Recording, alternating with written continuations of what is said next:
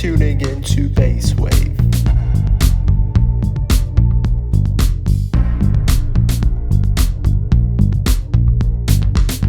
My name is Mike Schmidli. I'm a historian of the modern United States at the Institute for History at Leiden University. I've been teaching at Leiden for 7 years. Before that I was teaching in the United States, and before that I was getting my PhD at Cornell University. So I can start off with our first question. We can kind of start by defining political violence as the deliberate use of power and force to achieve political goals. While this is not distinctive to the US, are there any trends that we can see, and why does political violence in the US seem more visible on the global stage than any other country?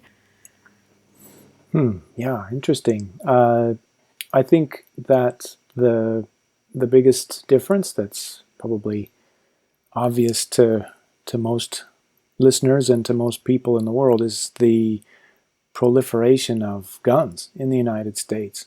Access to handguns, to assault rifles. The United States is just really different compared to other nations that we could call like developed nations, right? And that access to weapons is really central to the level of violence, both political violence, but also just gun violence in across American culture, including things like suicides, which are much higher in the United States because it's so easy to get a hold of guns. Yeah, I would agree on that point for sure. I feel like not only just the reason that like people can have guns, also because there is such a big gun culture in the United States. A lot of people pride themselves on having guns. There's a National Rifle Association. It is definitely like undeniably a part of American culture, and when it's promoted so much, it along with the availability of it, it definitely does enable people to take matters into their own hands when they want to execute certain political goals or promote certain political statements. There's also kind of the aspect of the US media having like such a big global influence. I remember when, for example, the January 6th insurrection took place, it was all over the news networks. It was on CNN, BBC for days. And while we have also seen political takeovers in other countries being broadcasted on the news, like what's going on in Nepal and sort of like the protests that are happening there and what's going on with their government, it kind of seems like it's a story that's alongside other stories that are going on in the world rather than the main one that is being projected in the sort of global media. Yeah, 2 points. I mean, getting back to your earlier question about violence and its relationship to access to guns, I think what has really shifted, and this has happened basically over the course of my lifetime. I mean, it started a little bit before that, but organizations like the National Rifle Association shifted from focusing primarily on hunting and the sort of outdoorsman culture to a shift that I think is really prevalent now, of guns as a means of protection, of self-defense, the idea of having a gun as really defining in terms of liberty and the rights of the individual in the United States. That has really happened since the 1970s, but especially in the last couple decades of the 20th century, and it remains really powerful in shaping how many Americans understand their rights in the United States. And so the guns themselves have been politicized in a way that's very different from gun culture in earlier decades of the United States. And in particular, it's a right-wing politicization, right? It's a way of thinking about guns that feeds into the idea that the government is ultimately, trying to take away people's rights and liberties, and that, you need to keep the federal government small. You need to place checks on it, but you also need to have your own guns in case you need to defend yourself against the state, but also just against anybody, right? A robber or whoever, And so the politicization of guns is really important in the culture wars that come out of the late 20th century and are really defining part of the current political divide. And I'll just keep going here for a moment. The second point that you make about the U.S. media and the sort of broadcasting of American the current crisis of American democracy around the world, part of that, I think, has to do with just the cultural power of the United States on the world stage. And I've really noticed that since I moved to the Netherlands, that many times in the Dutch newspaper, the lead story will be something about the United States, about American politics, this kind of thing. Clearly, the Dutch are very interested in what's happening across the Atlantic. But I think there's also there's something bigger than just American media power around the world. I mean, it's also that the United States has, since the end of the Second World War, sort of staked out the claim that it is the leader of the free world, that it is the leader of global democracy, that it is, a kind of model for the rest of the world to follow.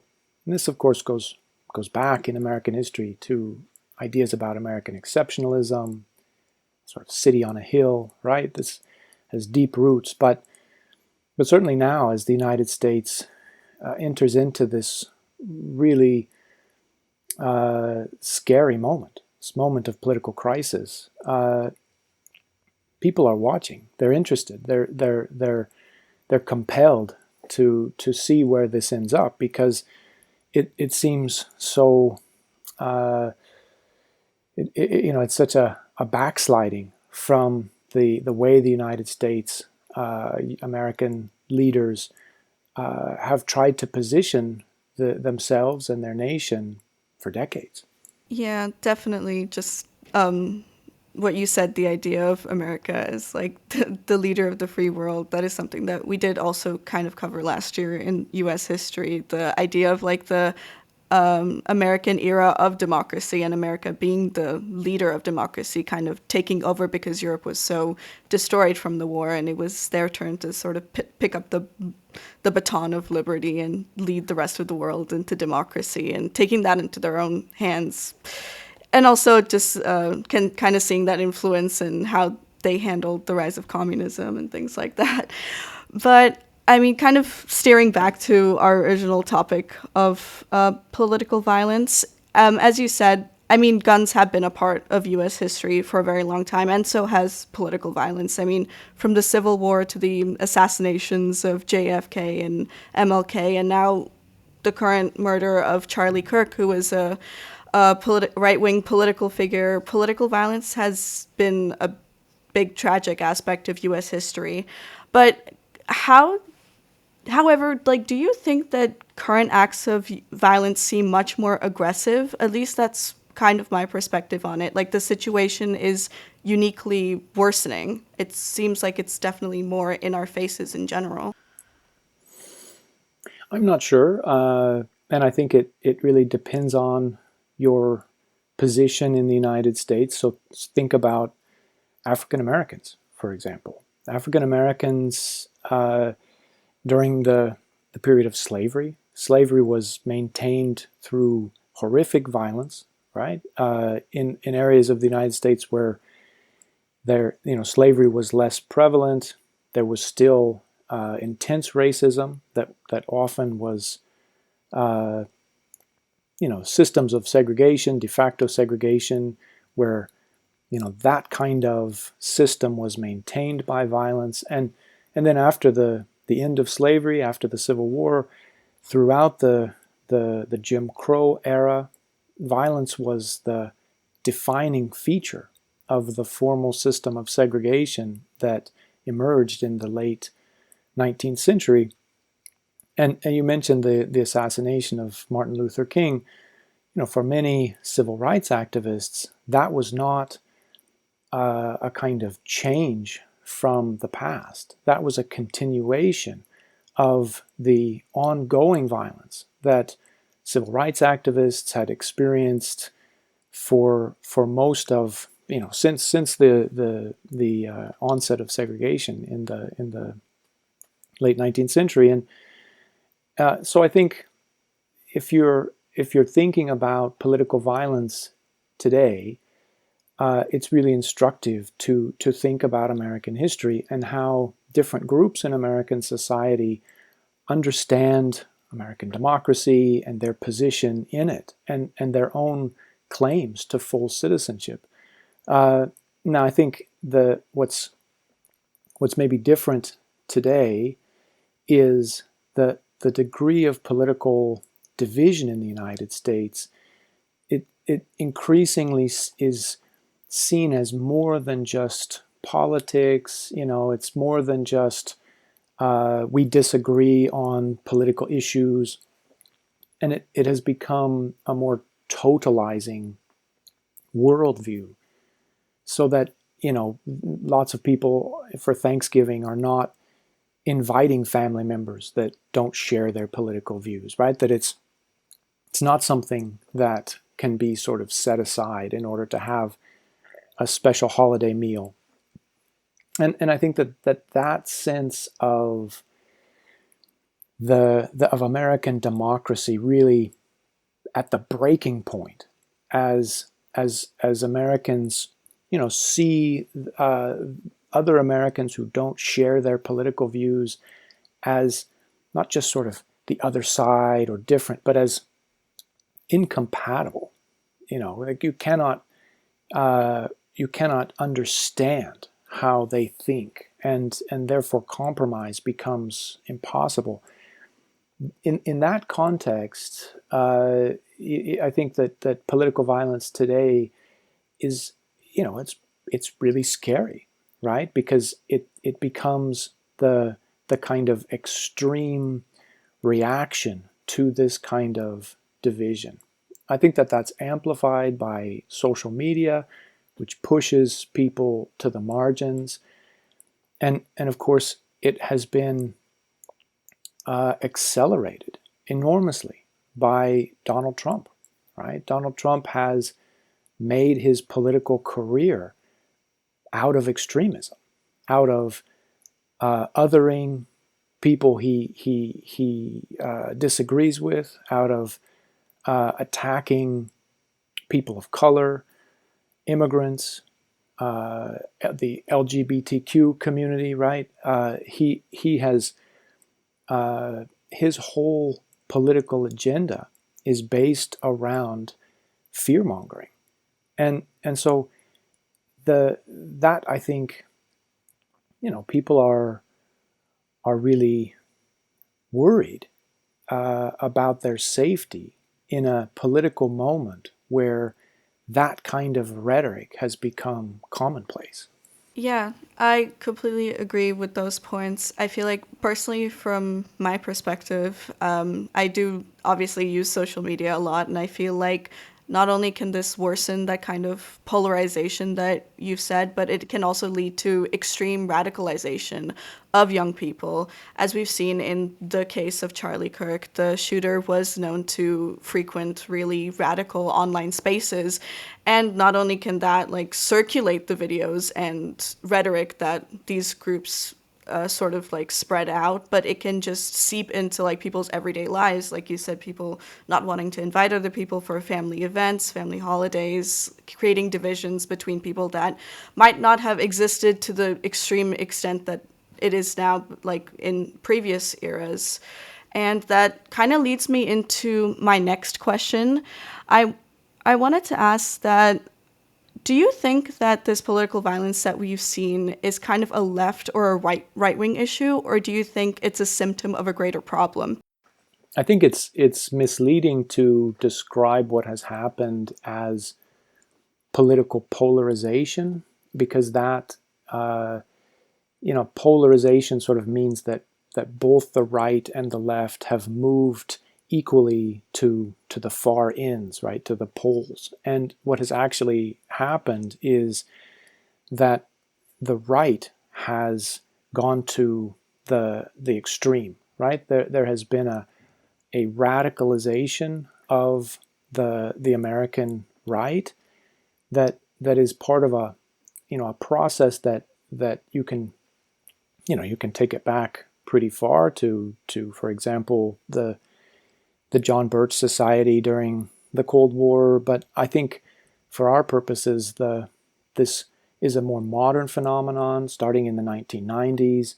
You see these Republicans in the mainstream, like individuals like Newt Gingrich, but also uh, individuals who were not in politics but had a very powerful influence on the right-wing political landscape, like the radio host Rush Limbaugh, taking views, political positions from the extreme right and pulling them into the mainstream.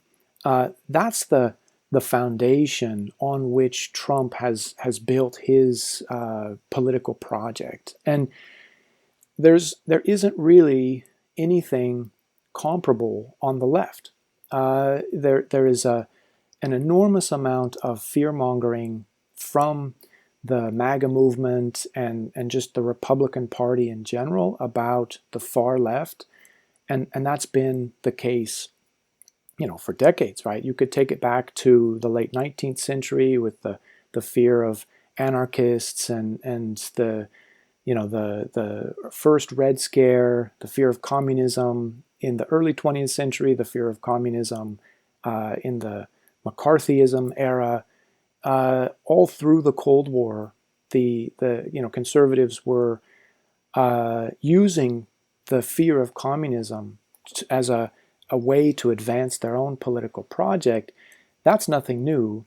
But what you see in the last couple of decades, and then really accelerated by Trump, is this sort of finger pointing at the left, saying there is a far left that is violent, that is, wants to tear down American traditions, wants to destroy American capitalism, wants to destroy the rights and liberties of the individual, wants to start killing people in the name of, and then various possibilities, Black Lives Matter, or this environmentalism, or whatever it may be.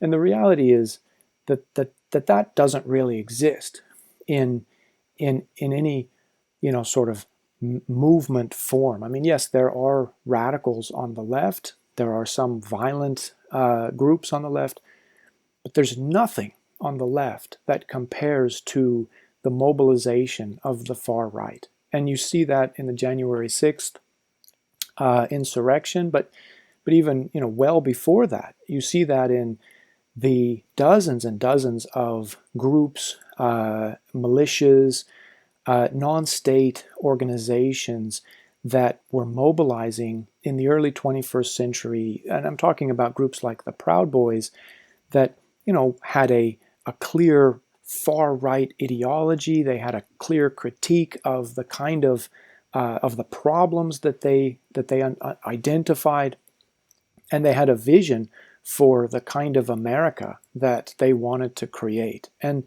this is very much part of the MAGA coalition. These far-right organizations. So So that I think is really important in order to sort of position the how we understand political violence. Because yes, there is political violence that's coming from the left, but the vast majority of political violence comes from the right. Now, when I say that, I'm not justifying the assassination attempt on Trump. I'm certainly not justifying or excusing the assassination of Charlie Kirk. But we should be careful to not make it seem as though, in terms of violence, the far right and the far left are equivalent, because they're not. Yes, I do think that is a good point to make. I think that not only is that because of the hateful rhetoric that Trump has been putting out, or the really radical statements that he makes about the left wing or the far left, as he alleges, but also because he tends to whitewash instances of political violence from the right himself, as we can see in the January 6th insurrection as an example. He has pardoned almost, I think, all of the prisoners that were taken in or that were arrested at January 6th because of the violence that they caused.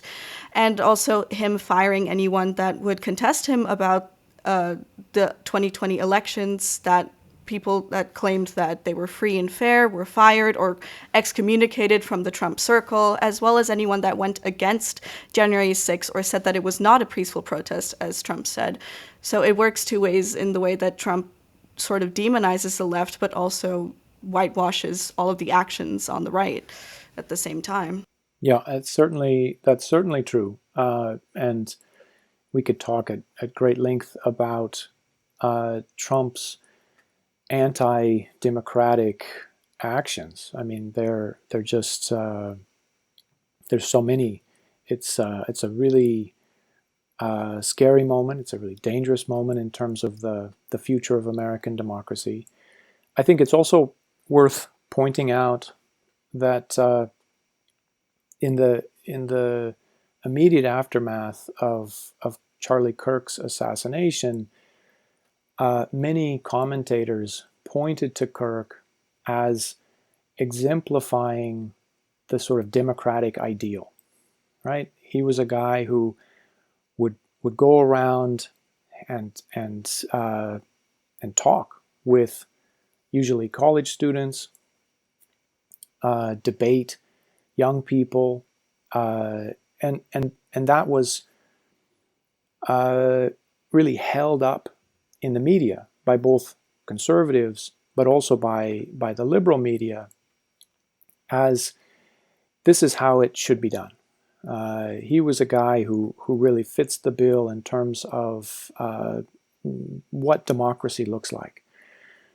And I don't entirely disagree in terms of his willingness to debate. And I've was interested to watch some of the clips that he posted of these interactions that he had with young Americans.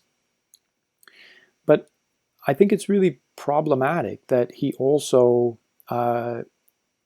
with the organization Turning Point USA, created a watch list for professors who he perceived as leftist, right? And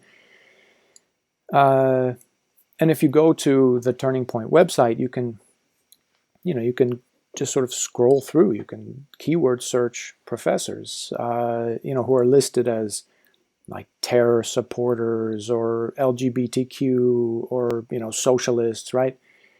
To me, there's nothing democratic about trying to,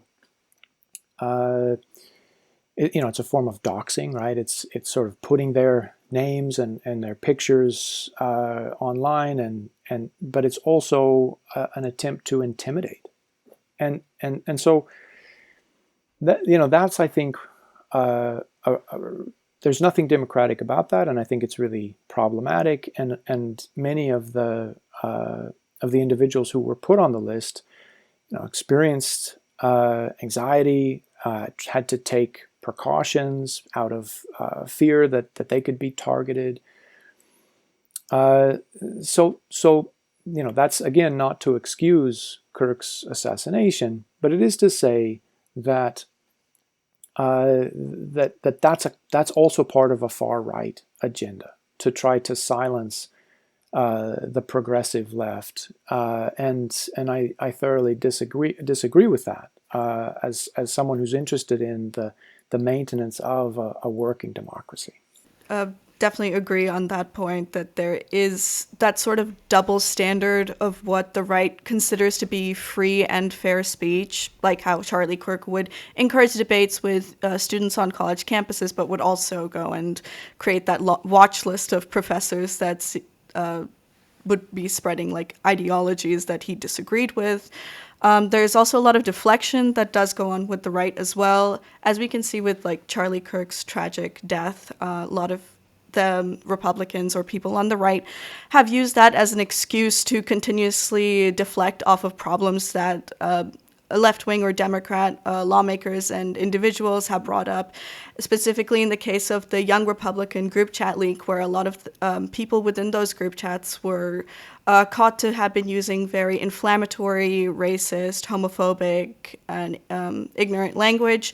And they did use Charlie Kirk's tragic death as a way to deflect the blame and say that while Republicans, the worst they can do is just say a few bad words, but people on the left, they go out and they kill people, and that's their ideology and their way of expressing themselves. And even with the Vice President, J.D. Vance, excusing it by saying that these are just a few young kids that didn't know any better, and we should focus on real problems like what the radical left wants to bring into America, which is quite inaccurate. Well, firstly, because they weren't exactly a few dumb kids. They were in their late 20s and 30s, but also because the fact that these people clearly know what they're doing, and it seems to be a very bad faith argument to just constantly deflect every single point that the left makes onto the fact that there have been people that have gone after right-wing influencers in the past.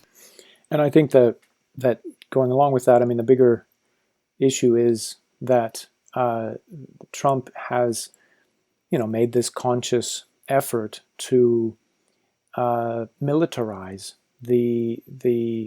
well, he's sort of bringing the military, which has historically been quite apolitical. He's trying to politicize it and to deploy U.S. military forces to American cities, both as part of his anti-immigration agenda, but also as a sort of broader attack on liberals, Democrats, cities like Chicago that he perceives as sort of hotbeds of the not just the progressive left, but the more center left Democrats as well. That's very dangerous, right? That's when the commander in chief starts to try to use the military as law enforcement, as a sort of arm of his own political agenda, democracy is clearly in jeopardy. And of course, at the same time, Trump has used the military in ways that are, clearly illegal. So, blowing up ships in the Caribbean that Trump has said were smuggling drugs. No accountability. There's no understanding of how these ships were identified, whether they were actually smuggling drugs. Who were these people? There's almost 24 individuals who have been killed by the U.S. military, and I have no idea if they were actually smuggling drugs or if they were just fishing, right? And so this lack of accountability, this sort of unchecked militarism, this is the sort of bigger problem that Trump is able to sort of sidestep by pointing to the sort of culture wars stuff that's associated with this fear mongering about the radical left.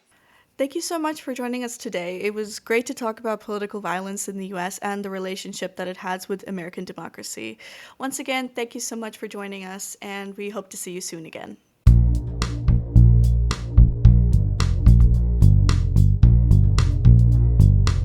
You are now tuning into BaisWave.